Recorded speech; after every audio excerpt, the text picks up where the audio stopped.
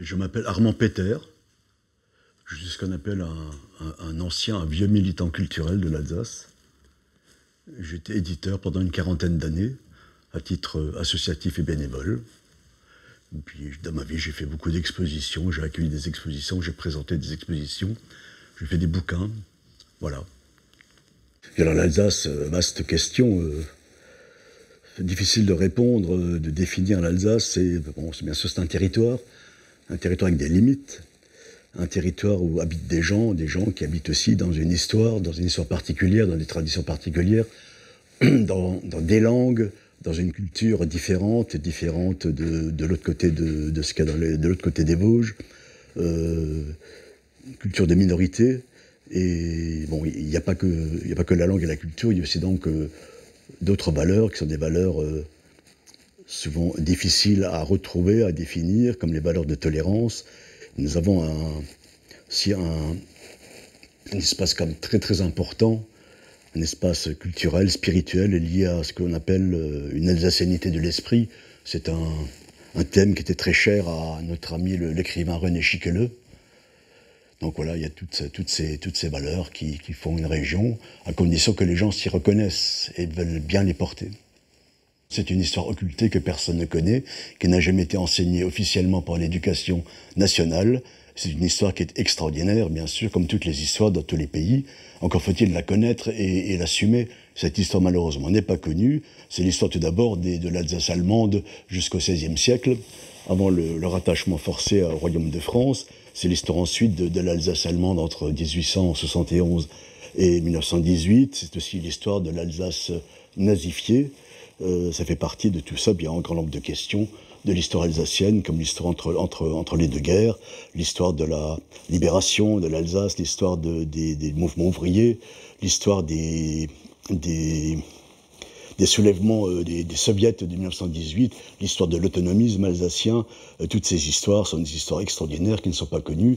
Il y a aussi un très grand nombre, bien sûr, d'histoires dramatiques plus récentes, comme l'histoire de l'annexion allemande, l'histoire de l'incorporation de force, qui sont des choses qui ont été très mal vécues et qui sont à l'origine d'un très grand nombre de problèmes en Alsace.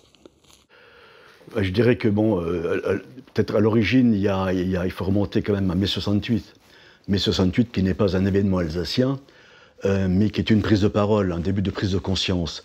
Et c'est grâce à cette prise de parole, à cette prise de conscience, que s'est mis en place tout un mouvement un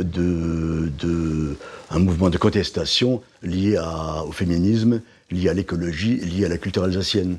Et c'est parti donc de là, cette prise de parole, et ce début d'un mouvement régionaliste qui n'existait pas en tant que tel. C'était des groupes, c'était des cénacles, c'était des revues, c'était des groupes d'artistes et autres, c'était des chanteurs surtout, qui portaient cette revendication et qui ont mis en place ce qu'on appelait cette renaissance culturelle alsacienne des années 70 qui était très populaire grâce surtout donc à la chanson, à la poésie alsacienne. Elle s'est politisée de plus en plus par la création d'associations qui n'étaient pas des partis, c'était des associations de contestation, c'était des contre-pouvoirs culturels, comme à l'époque donc nous avons créé ce que nous appelions le Front culturel alsacien, qui date de 1974, qui deviendra ensuite Unsere Gerechtigkeit, mouvement pour l'autogestion culturelle en Alsace. Donc ce sont des associations qui ont vécu un certain temps, assez de courte durée, mais qui ont fait un très grand nombre de propositions, de suggestions, de programmes, sur le plan du bilinguisme, sur le plan des arts, sur le plan de la culture, mais aussi sur le plan de la politique. À commencer par le problème des médias en Alsace, puisque l'un des grands thèmes de cette époque était donc l'autonomie des médias de service public, radio et télévision, donc en région. Et vous savez donc que ce problème est toujours actuel, puisqu'il n'y a toujours pas cette autonomie, ni les moyens qu'il faut pour mettre en place une véritable voix et une image de la région Alsace. C'est vrai d'ailleurs pour toutes les régions en France. Ma profession d'éditeur, c'est pas une vocation, c'est pas une vocation. C'est à l'époque jeune militant culturel, agitateur. Nous avions lancé une revue. La revue date de 75. Donc la revue, c'est une revue satirique qui s'appelait De Butterflode. Revue satirique, culturelle, avec une forte thématique aussi écologique. aussi donc bien sûr politique, qui évoquait aussi donc la sauvegarde de la langue et de la culture alsacienne, de la langue alsacienne, qui est donc le dialecte et l'allemand, le bilinguisme français-allemand aussi. Et puisque c'est là que nous avons rencontré un très grand nombre d'auteurs, d'écrivains, d'essayistes, de militants, et nous avons pris en charge l'un de leurs grands problèmes, qui était celui d'être édité. Comme nous savions éditer une revue, que c'est la même technologie, nous nous sommes lancés dans la réalisation, l'édition de livres, et ça date de cette époque-là. Mon premier bouquin que j'ai édité date de 1976, qui était donc un supplément à la revue, et qui donc s'appelait Le Rhin est mort. C'était un des premiers titres de Jean-Paul Sorgue, qui avait donc travaillé avec Jean-Paul Klee, donc l'autre poète, Klee et Sorgue, pour faire ce premier bouquin, qui est un bouquin essayiste, un essai très satirique et très engagé. Donc ça commençait comme ça avec les bouquins. Il y a beaucoup de gens qui sont disparus, à commencer par des très grands soutiens, des très grands auteurs, de très grands acteurs de ce mouvement culturel qui, je vous rappelle, c'est un mouvement critique. Et pas uniquement de création, c'est d'abord un mouvement de contestation, de critique et de proposition.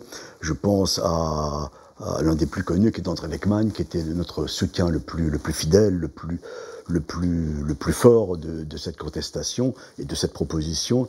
Je pense à Konrad Winter, le poète Konrad Winter, Adrien Fink, mais aussi à ce que j'appelle aussi les gens qui ont fait l'histoire d'en bas. Il n'y a pas que l'histoire d'en haut, bien sûr, des gens qui sont connus, comme les gens que je viens de citer, mais il y a aussi une foule de personnes qui ne sont pas connues et qui ont fait l'histoire d'en bas. Et grâce à ces acteurs de l'histoire d'en bas, je pense à des gens comme Fred Urban, comme Françoise Schaffner, comme Michel Gruner et d'autres qui sont disparus et qui ont fait l'histoire d'en bas, qui ne sont pas connus, mais grâce à eux, nous avons pu mener cette lutte culturelle, mener ce combat culturel pendant plusieurs décennies.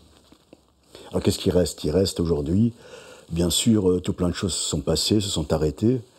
Il reste aujourd'hui donc ce que j'appelle la maison mère, que donc l'ancien cercle René Chiquelet, qui a été fondé en 1968, qui vient de fêter l'année dernière son 50e anniversaire, et qui s'appelle depuis donc Culture et bilinguisme en Alsace et en Moselle, René Chiquelet Gesellschaft, et donc qui se bat toujours pour le bilinguisme en Alsace, pour la langue régionale, pour la création d'écoles maternelles bilingues, dialectales, comme donc les fameuses écoles ABCM, Zweisprachigkeit, qui aujourd'hui donc sont soutenues par une dizaine d'écoles, qui sont soutenues qui sont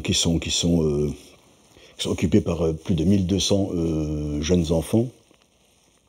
Tout ça est porté donc par ce cercle, ancien cercle Chiquelet, donc QBI, Culture Bilinguisme, qui aussi donc a mis en place, ici à Strasbourg, boulevard de la Victoire, un centre culturel alsacien, qui a déjà aussi donc qui a mis aussi également en place un deuxième centre culturel à Mulhouse.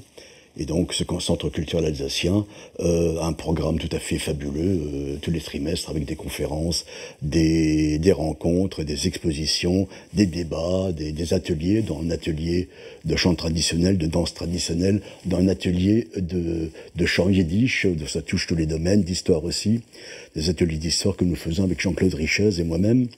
Et donc il se passe encore des choses autour de la maison mère.